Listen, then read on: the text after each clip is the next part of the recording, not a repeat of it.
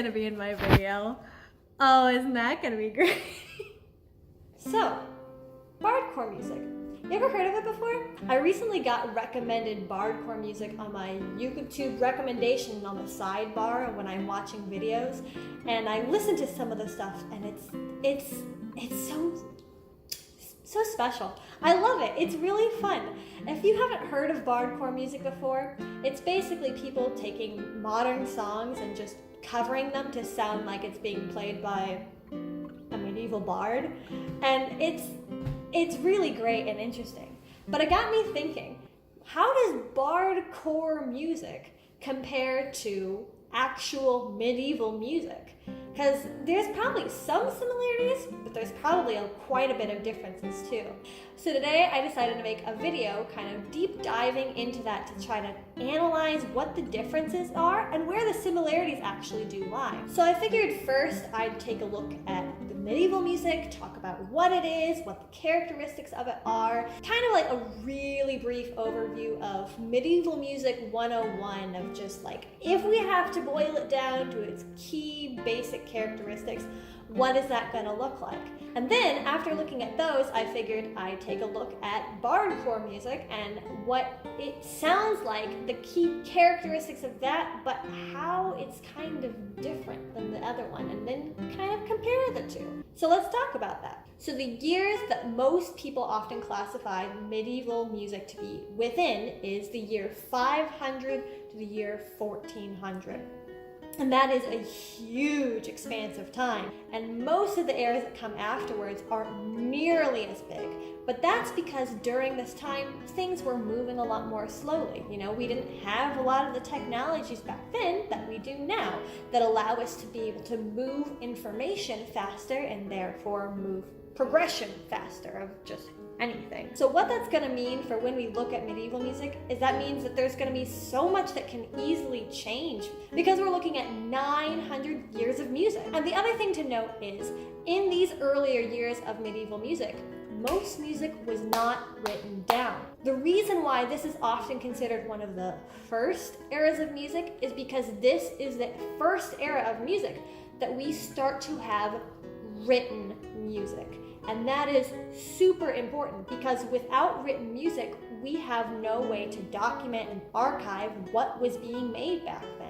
Yes, we know there was obviously forms of music that came far, far, far, far beyond that, but we have very little idea as to what it sounded like because we just don't have anything tangible that could give us clues to that outside of maybe like the instruments that they had back at the time. And even considering back then that even though music was starting to be written down, it still took a long time for any kind of standard notation to come into place, which means that one place over here could write it with these kinds of symbols, but then this place over here would write it with these kinds of symbols, and then communicating back and forth and trying to differentiate between what this symbol meant versus what this symbol meant, it can still be really difficult. And even though this was the first era that music was really starting to be consistently written down, it wasn't really until about the end of the 10th century into the 11th century that music really started to become standardized and into the notation that we can understand and interpret today. But with that being said, let's take a little bit of a deeper look into what music of the medieval era sounded like. So when we're talking about music from this era, we can often categorize it into two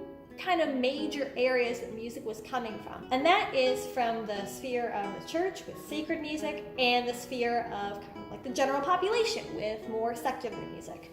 Those two main areas are where you're seeing the most amount of music being put out. However, we're more likely to find music that's been written down coming from the sacred area of music. And that's because our standardization of notation, that's kind of a fun word to say, often comes more from the church than it does the secular realm, because the church needed music to be written down. They were writing down music to teach young monks or young nuns what the standard music of each church service was. I mean, this is pretty common knowledge if you've ever been to, like, say, a Catholic service or maybe a Lutheran service.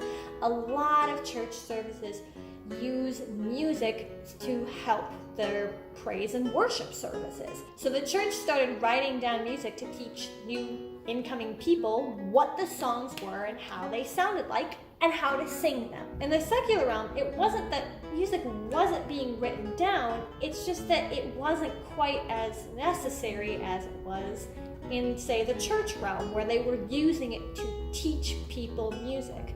I mean, if you've gone this far in the human history up to this point without really needing to have any kind of standardized notation, and most people are probably figuring out songs by ear or just kind of listening to other people, so there's no real reason to write music down if you've been doing fine up until this point. So when you typically ask people what medieval music sounds like, they'll probably give you something that sounds like...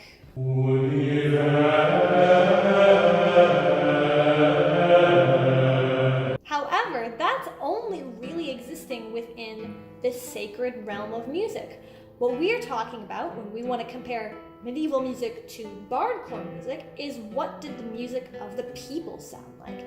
And that is very different than what the church was producing at the time. And one major kind of genre of music that was being made, aside from the stuff of the church, was the music of the troubadours, with the word troubadour being the French word for what is essentially a bard. Kind of a traveling musician that would go around from place to place performing music of the time. But what did this music really sound like? Well, they'd often use instruments that they had available to them at the time, such as the flute or the recorder, maybe a lute, a tambourine, sometimes bagpipes or a horn, and if you could get your hands on it, maybe even an organ. And if songs had lyrics, they would sing along with it.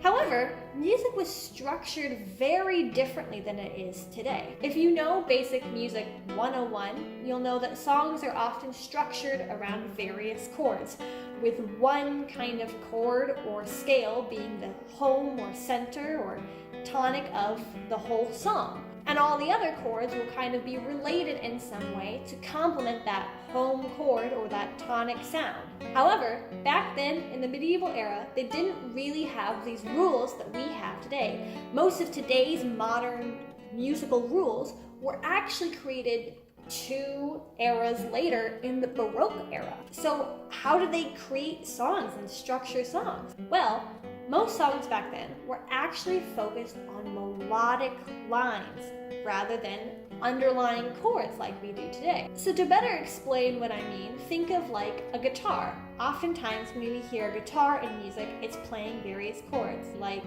C, A minor, F, G, da, da, da. I don't play guitar. But because the idea of chords wasn't really a concept that was quite thought of yet, instead of taking a guitar and playing chords as you sing along, the guitar would just play the melody line, and probably the same exact melody line that you were singing. Kind of makes it a little bit easier, doesn't it? Now, not all music was one melodic not all music was one melodic line at a time, or monophonic music. Monophonic. Some songs had multiple melodic lines, or were polyphonic. We're learning new vocabulary today. But if you had a song that was polyphonic, you were probably not doing 2 lines of melody at once. You were probably not playing your lute with one melodic line and singing another one, because that would make my brain hurt. Usually in those cases, you would have a second person performing along with you. The other neat thing to note about a lot of medieval music is that music that was being written was not strictly designated for one particular part. If you wrote a song with maybe 2 melodic lines going at once, one part could be played by the flute and another part could be played by the lute. But if you had lyrics in there, maybe one of them would be sung and then the other one would be an instrument, or maybe they'd both be sung, or maybe they'd be completely different instruments, like you can't do a tambourine, so that's more percussion. But you could do a lute for one line and then like bagpipes for the other. You could really make it whatever you had on hand, because that's what people really did back then. And the other thing to keep in mind is when I say multiple melodic lines, I'm not saying it's complete and utter chaos. I'm not saying that it's like, oh, this person's singing Old MacDonald Had a Farm and this person's singing Twinkle Twinkle Little Star. Usually it was like the same lyrics and two melodic lines that complemented each other. If you took, for example, the top line and you looked at it individually and sang it, you could say, oh yeah, this sounds like a melody. And then if you looked at the bottom line and took a look at it and sang that, you would also go, oh yeah, this looks like a melody. This differs from what we know as harmony, which is more like a melodic line that serves more to complement the true melodic line rather than stand on its own. So when we're talking about polyphonic music, we are talking about music that has one or more lines of melody that sound like they could stand on their own for the most part. Also, another thing to note, just because you have one melodic line doesn't mean it's limited only to one performer. You can have one singer sing a melodic line and then also maybe put a flute playing that same exact melodic line. Then maybe you could put a lute on the second melodic line and then have a completely different singer. It would really depend on how many musical performers you had to perform a song. Now, all of this kind of secular music that's coming from troubadours and other sources as well really differs from what we're hearing in the church. The church has its own kind of rules and regulations. The church during this time and through many other times in history has its own kind of regulations on what they allow and what they don't allow to be played within a church service. One of the biggest things they're really not allowing during this time is instruments. So this is why when you listen to a lot of Gregorian chant, it's just people singing and nothing else. It's because during this time, the church didn't really allow instruments during its church services. This is because the church believed that dancing was sinful and had more ties to paganistic rituals and paganistic beliefs, and so therefore really wanted nothing to do with music that had a rhythmic feeling to it and could incite dancing from the church population. So no, Footloose was not the first time the church banned dancing. So, with that being said, how does this compare to Bardcore music?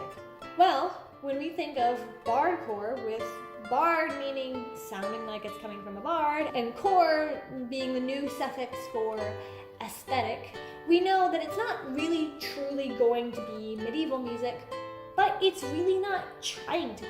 It's just trying to have the aestheticism. Aestheticism? Is that a word?